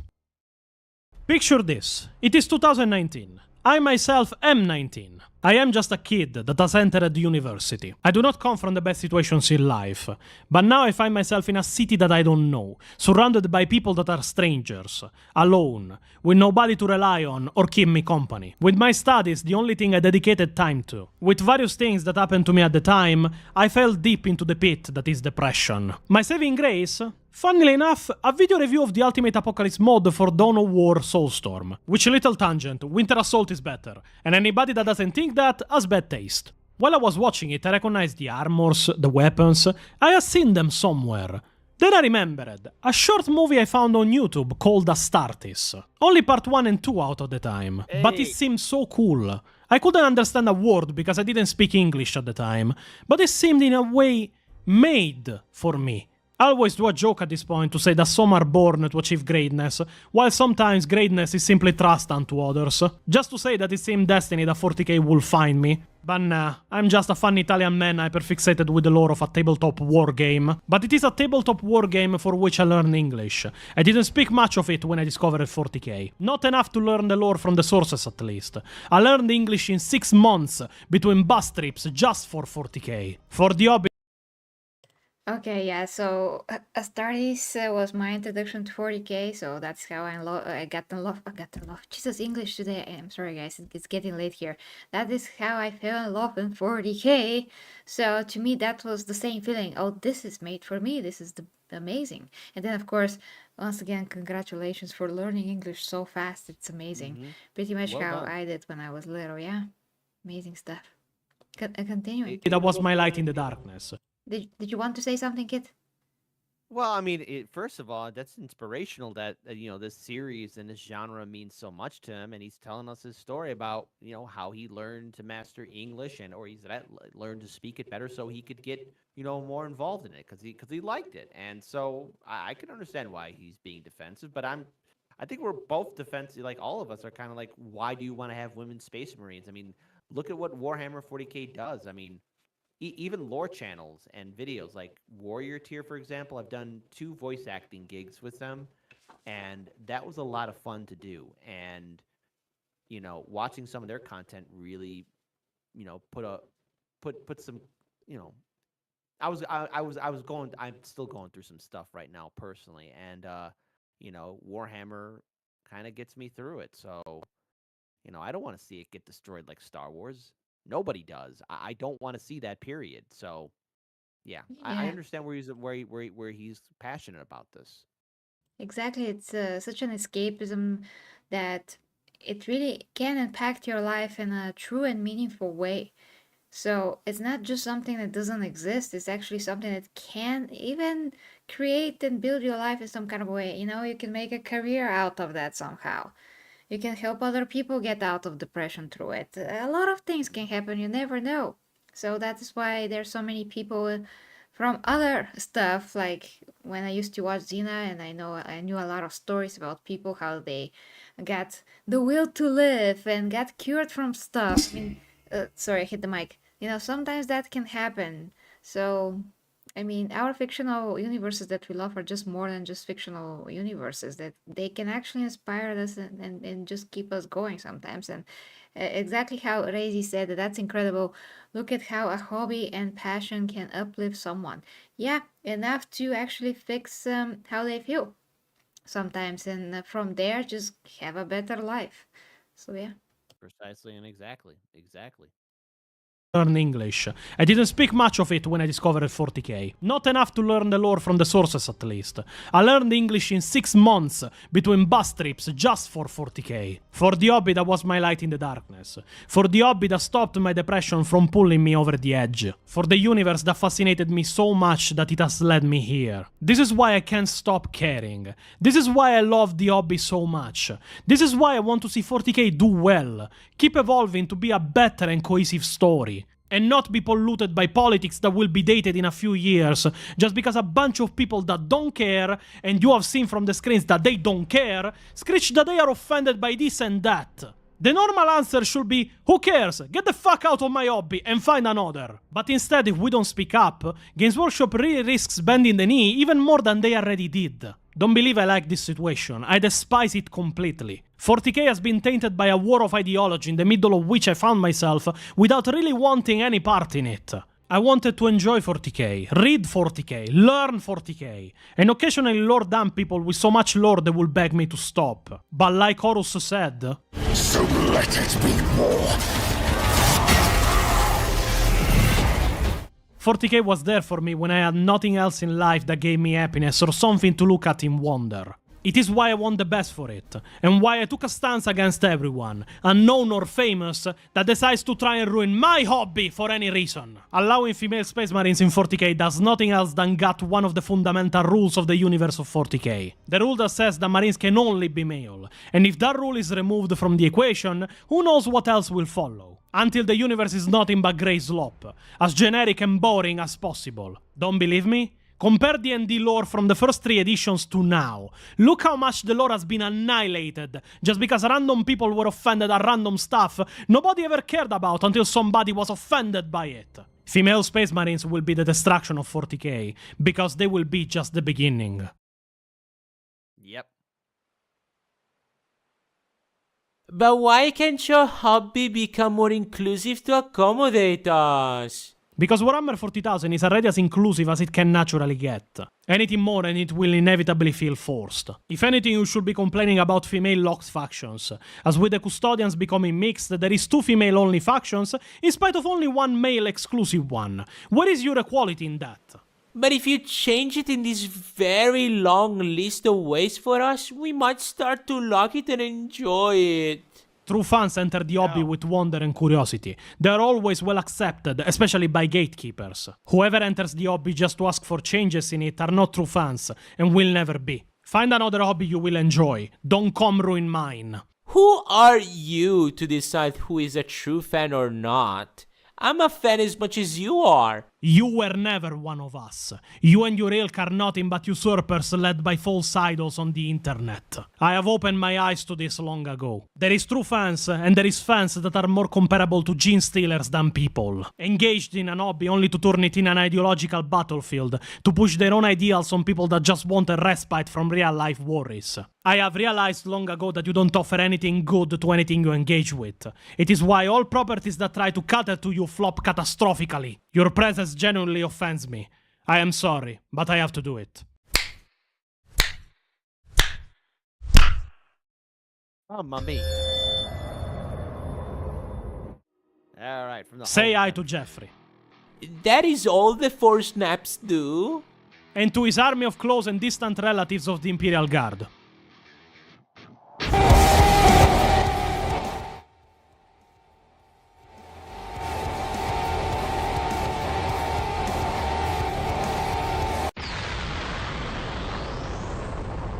Beautiful. 10 out of 10. Life-changing video. Damn it, they destroyed reality as we knew it. Ah, don't tell me I survived the literal end of the universe just to be stuck to learn 40k lore in the nothingness. You are sturdier than you appear, Pio. That is for sure. At least I don't live in a basement anymore. Oh, look at that. The basement survived too. Fuck! I'm tired, Pio. Let's go home. Please press the reset reality button behind you. Alright, but I want a pizza for all of this. Without pineapple.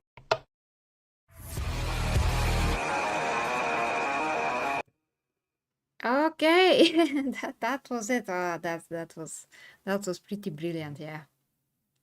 10 out of 10. I loved it. That was a great breakdown about why there cannot be women space marines. Also, it's a personal note to the fandom, and I think a lot of us who are part of Warhammer 40k fandom need to, hold those who are pushing this accountable, but also bring up, do we want this to die off like all these other major brands? Because that's the thing. There's the hype, and then it goes away.